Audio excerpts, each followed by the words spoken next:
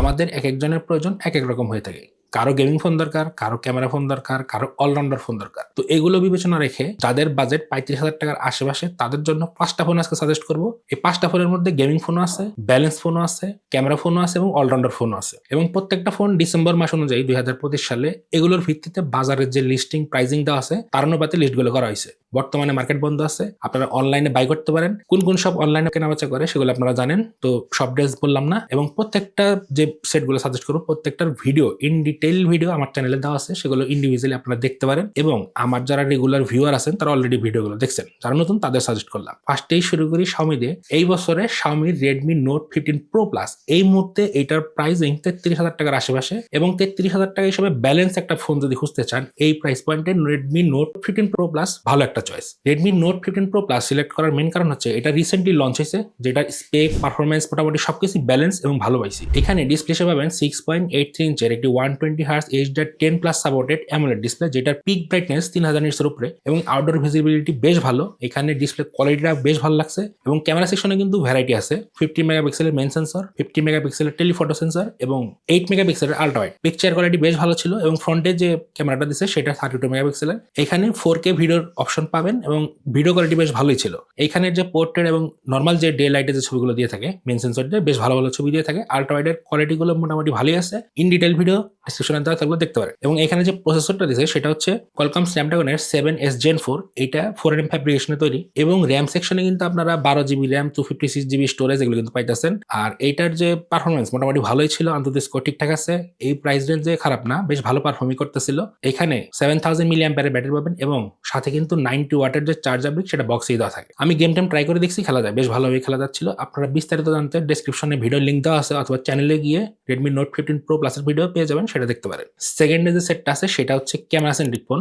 আর camera centric phone বলতে 35,000 টাকার রেঞ্জে যে সেটটার নাম মনে আসে, হ্যাঁ ঠিকই ধরছেন, সেটা হচ্ছে Honor 200। বর্তমানে Honor 200 এর স্টক অ্যাভেলেবল আছে মার্কেটে এবং এইটার ইন্টারন্যাশনাল যে ভেরিয়েন্টটা সেটার কিন্তু প্রাইসিং 32,000 টাকার মতো। তো 32,000 টাকা প্রাইস পয়েন্টে ক্যামেরা সেন্ট্রিক ফোন হিসেবে এটা কিন্তু দুর্দান্ত একটা ফোন। আপনারা অনেকেই সেটটা ইউজ করতেছেন, আমিও বেশ কিছুদিন ইউজ করছি, এটা সম্পর্কে বলার কিছু নাই। এইটার যে পোর্ট্রেটটা সেটা অসাধারণ লেভেলের পোর্ট্রেট দিয়ে থাকে। এবং এইটার যে মানে নেক্সট যে সেটগুলো লঞ্চ হয়েছে 300, 400 ওইগুলার আউটপুট এটার কাছাকাছি নাই। আপনি অনেকেই চ্যানেলে ভিডিও দিচ্ছে, অনেকেই অনেক রকম ভিডিও করছে, ক্যামেরা সেকশনটা দেখেন তো একটা আইডিয়া পাবেন। তো এইটার বিস্তারিত ভিডিও চ্যানেলে দেওয়া আছে, সেটা দেখতে পারেন। তো Honor 200 এ ডিসপ্লে হিসেবে থাকছে 6.7 ইঞ্চের একটি অ্যামোলেড প্যানেল, যেটা 120Hz রিফ্রেশ রেট দিয়ে থাকে এবং এটার পিক ব্রাইটনেস কিন্তু অনেক বেশি, 4000 নিচের আশেপাশে। তো আউটডোর ভিজিবিলিটি নিয়ে কোনো পাবেন না। আর ডিসপ্লেটা অনেক রকম টেস্টিং করছে অনেকে, বেশ শক্তপোক্ত ডিসপ্লে। আর এখানে এসওসি যে খুব একটা খারাপ তা কিন্তু না। এখানে এসওসি হিসেবে তারা দিয়েছে Qualcomm Snapdragon 7 Gen 3, যেটা মোটামুটি ভালোই পারফর্ম করে, গেম টেম খেলতে পারবেন, কোনো রকম ইস্যু নাই। আর এটার যে পিকচার প্রসেসিং মানে আইএসপি মারাত্মক ছিল। এটার যে নর্মাল পিকচার বলেন, পোর্ট্রেট বলেন, সবকিছুতে বেশ ভালো হয়েছি। ক্যামেরা সেকশনে মেইন সেন্সর হিসেবে 50 মেগাপিক্সেলের মেইন সেন্সর, 50 মেগাপিক্সেলের টেলিফটো সেন্সর এবং 12 মেগাপিক্সেলের আল্ট্রা ওয়াইড লেন্স দিছে, যেটার আউটপুট বেশ ভালো ছিল। এবং ফ্রন্টেও এটাতে কিন্তু 50 মেগাপিক্সেলের সেন্সর পাইতেছেন। তো এটার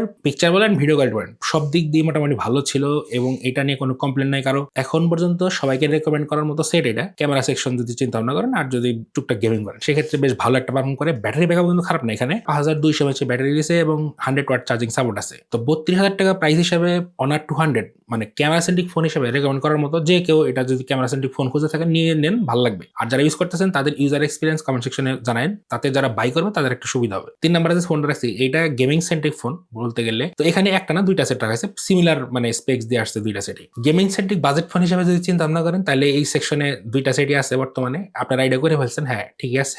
এটা হচ্ছে Redmi Turbo 4 Pro আর অল্টারনেটিভ যেটা আছে সেটা হচ্ছে iQOO Z10 Turbo Pro। তো সিমিলার স্পেক দুইটাতেই, সিমিলার টাইপের সবকিছু। তারপরেও কিছু কিছু জিনিস চেঞ্জ আছে। আমি স্পেসিফিকলি Redmi Turbo 4 Pro টাই নিতে বলবো, কারণ এটার প্রাইজিং বেশ মানে দারুণ প্রাইজিং আর অ্যাভেলেবিলিটি মানে বেশ ভালো। তো Redmi Turbo 4 Pro টা বর্তমানে আজকের ডেটে মার্কেটে অ্যাভেলেবল আছে মানে 30,000 টাকার আশেপাশে, 12,256 জিবি চাইনিজ ভেরিয়েন্টটা। তো 12,256 জিবি 30,000 টাকা রেঞ্জে গেমিং এর জন্য মানে চোখ বন্ধ করে নেওয়ার মতো ডিভাইস।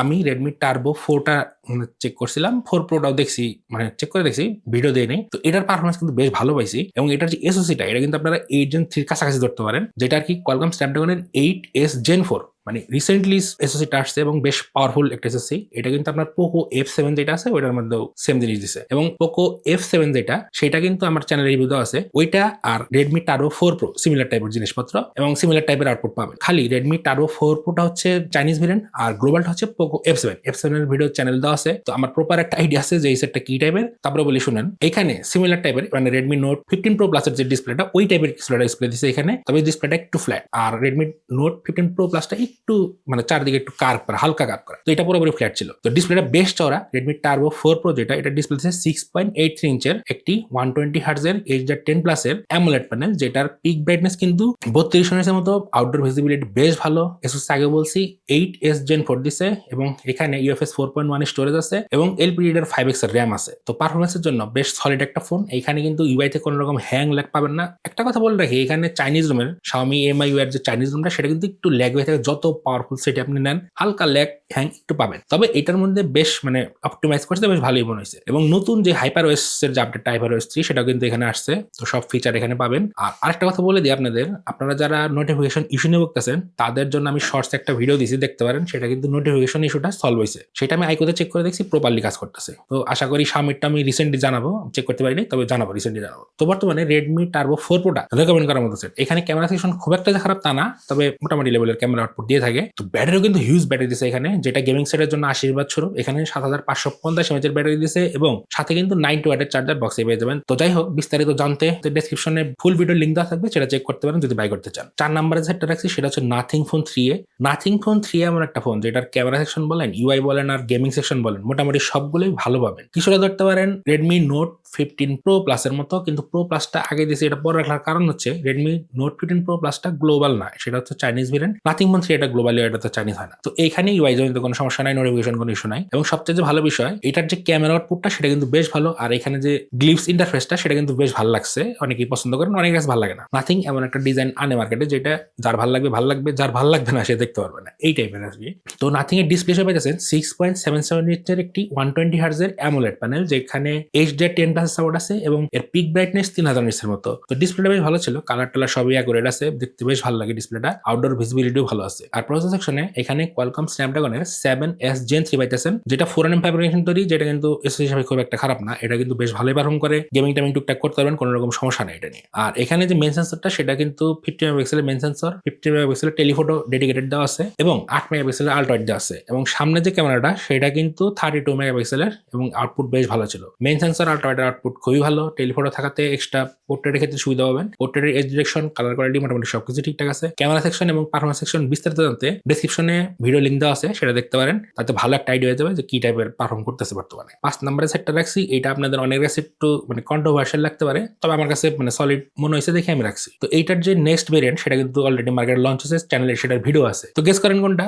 আইকু নিও 10। যদিও আইকু নিও 11 এর ভিডিও চ্যানেলে দেওয়া হয়েছে, আপনারা দেখছেন নাকি? যারা দেখেন দেখে নিন। তো আইকু নিও 10টা বর্তমানে 37,000 টাকা প্রাইস রেঞ্জে পাবেন বাংলাদেশে, এবং আমি ইন্টারন্যাশনালি চেক করে দেখলাম, মানে আউটসাইড চায়নাতে চেক করে দেখলাম, সেখানে কিন্তু এটার বর্তমান প্রাইস $300 আশেপাশে, $306 থেকে $60। বাংলাদেশে 37,000 টাকা রেঞ্জে মার্কেট অ্যাভেলেবল আছে। তো এটা দেখতে পারেন। এটার সিলেক্ট করার মেন কারণ হচ্ছে এটার যে পারফরমেন্সটা সলিড লেভেলের দিয়ে থাকে। কোয়ালকম স্ন্যাপড্রাগন 8 জেনারেশন 3, এটা কিন্তু বেশ পাওয়ারফুল একটা প্রসেসর, বেশ ক্যাপেবল একটা প্রসেসর। এটা সিলেক্ট করার মেন কারণ হচ্ছে আমি রিসেন্টলি আইকো নিও 11 চেক করছি, সেখানে পাবজিতে 90 FPS এর সাপোর্ট আছে। তো এইটাতে আপনারা সিমিলার টাইপের পারফরমেন্স পাবেন। 90 FPS এর লকটা আছে, যেটা আপনার পাবজির আউটপুট বেশ ভালো। আমি রিসেন্টলি চেক করছি, এটার সাপোর্ট আগে 120 FPS ছিল পাবজিতে। তো রিসেন্ট যে পাবজির আপডেটটা আসছে সেটার কারণে কিন্তু এখানে 90 FPS সাপোর্ট দিতেছে এবং বেশ ভালোভাবে দিতেছে। যে কোনো রকম গেম এটার মধ্যে খেলতে পারবেন, কোনো রকম কোনো সমস্যা নাই। আর আপডেটও ঠিকঠাক পাইতেছেন। এখানে কিন্তু 3টা তারা আপডেট দেবে, বর্তমানে এটা 115 আছে, সেশন আপডেট 2-4 এর মধ্যে পেয়ে যাবে এটা। তো সেটটা বেশ ভালো অবস্থায় আছে। এটার বর্তমান যারা ইউজার আছে তারাও কিন্তু কোনো কমপ্লেন করতেছে না।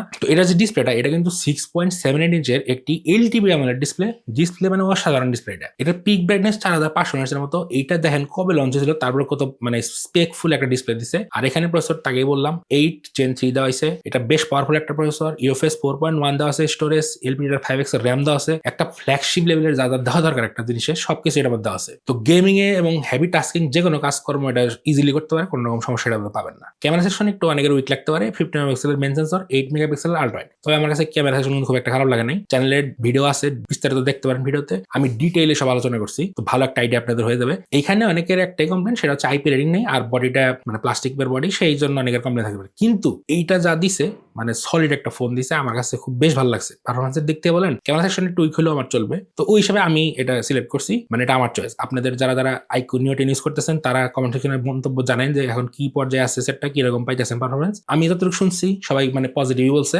আর ব্যাটারি সেকশনে 6100 mAh এর ব্যাটারি দিয়েছে, আর এখানে কিন্তু চার্জিং কিন্তু 120 ওয়াটের চার্জার দেওয়া, এবং এইখানে চার্জিং এ বেশি মানে সমস্যাটা হয়, মানে এখানে চার্জিং বিগটাই দোকানদাররা একটু ভেজাল করে, টুকটাক রিপোর্ট আসছে হয়েছে জিনিসটা, চার্জার ডুপ্লিকেট চার্জার দিয়ে অনেকে সেট দেওয়া হয়েছে। তো এই জিনিসটা আছে, হ্যাঁ মার্কেটে এগুলো হয়েছে। আপনারা কেনার আগে অথবা কেনার সময় যখনই কিনেন সেটটা চার্জ দিয়ে চেক করে নেবেন। যদি 120 ওয়াটের যে সাপোর্টটা, এটা কিন্তু আপনার 100 ওয়াট ইজিলি টানে, সেটা দেখে নেবেন যে 100 ওয়াটের চার্জ হয়ে যাচ্ছে নাকি এবং আসলে হইতেছে নাকি, একটু ওয়েট করে দেখবেন। যদি চার্জটা ঠিক মতো ওঠে তাহলে আপনি নিতে পারেন। এখানে একটা জিনিস আছে, অনেকে দেখুন যে লেখা দেখে বলতেছে দেখেন আমারটা অরিজিনাল নাকি ডুপ্লিকেট নাকি। লেখা দেখে বোঝার উপায় খুব একটা নাই, কারণ এখন বর্তমানে যেগুলো হইতেছে আপনার সিমিলার টাইপের লেখা পাবেন, কোনটা ফ্রন্ট বড় ছোট, ফ্রন্ট একটু ঝাপসা একটু ক্লিয়ার, এগুলো এখন খুবই মেনটেন করা মানে মিলাই আপনি ধরতে পারবেন না। যদি কেউ এক্সপার্ট থেকে থাকেন তাদের নিয়ে যান, তারা ধরতে পারে। তাই আইকিউ নিও 10 নেওয়ার সময় চার্জারটা একটু দেখে নেবেন, পারলে একটু রেপুটেড সব থেকে নিয়েন, তাইলে কিন্তু এই সমস্যাটায় পড়বেন না, আর সমস্যা পড়লেও তারা সলভ করে দেবে। তো এই ছিল মোটামুটি 5টা ফোন। এই 5টা ফোন আপনার প্রয়োজন অনুযায়ী আপনারা সিলেক্ট করতে পারেন। ক্যামেরা সেন্ট্রিক ফোন হলে 1 আছে, গেমিং সেন্ট্রিক যদি ফোন করতে থাকেন, বাজেট যদি কমে থাকে